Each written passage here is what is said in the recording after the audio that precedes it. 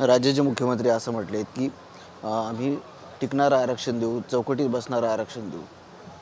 मराठ्यांचं ओबीसीतलं आरक्षण हे टिकणारच आहे, कायद्याच्या चौकटीतलंच आहे. मराठा आणि कुणबी एकच आहे, 83 क्रमांकाला आहे. ते कायद्यात टिकणारं आहे, चौकटीत बसणारं सुद्धा आहे. त्याची अंमलबजावणी करणं सरकारचे आवश्यक आहे. तातडीनं अंमलबजावणी होऊ शकते, काही करायची गरज नाही. बाकी सर्वे नाही काय नाही. 83 क्रमांकाला मराठा आणि कुणबी आहे. मराठा आणि कुणबी एकच फक्त अंमलबजावणी करायची. बाकीच्या जाती 350-400 नसताना आरक्षणात गेलेले, तो ओबीसी आरक्षणात नसताना पोटजात उपजात म्हणून मराठ्यांचे पोटजात कुणबी होती. सगळे सोयऱ्यांची अंमलबजावणी आहे, तीनही गॅजेट आहेत. हे सरकार करू शकतं आहे. फडणवीस साहेबांनी हे करणं आवश्यक आहे. आडवं पडायला नाही पाहिजे. मंत्रिमंडळातल्या मंत्र्यांना, आमदारांना सरकारला काम करून द्यायला पाहिजे.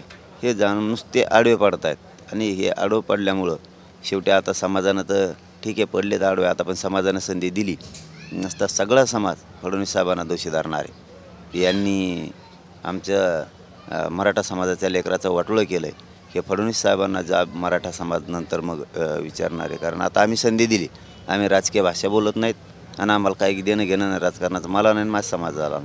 आता मात्र तुम्हाला आरक्षण द्यावं लागणार आहे. नसता तुमच्या पक्षातला गोरगरीब मराठासुद्धा आणि शेतकरी सगळा मराठासुद्धा आता माफ नाही करणार त्यांना. कारण दोषी मराठ्यांचं वाटोळं करायला फडणवीस साहेबच आहेत. हे मात्र आता आम्ही संधी दिली, जीवाची बाजी लावली, आम्ही आमरण उपोषण करायला लागलो.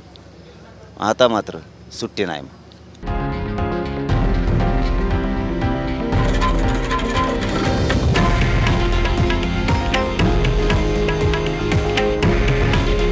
हे आहे देशातील नंबर 1 न्यूज नेटवर्क आणि आपण पाहत आहात TV9 मराठी.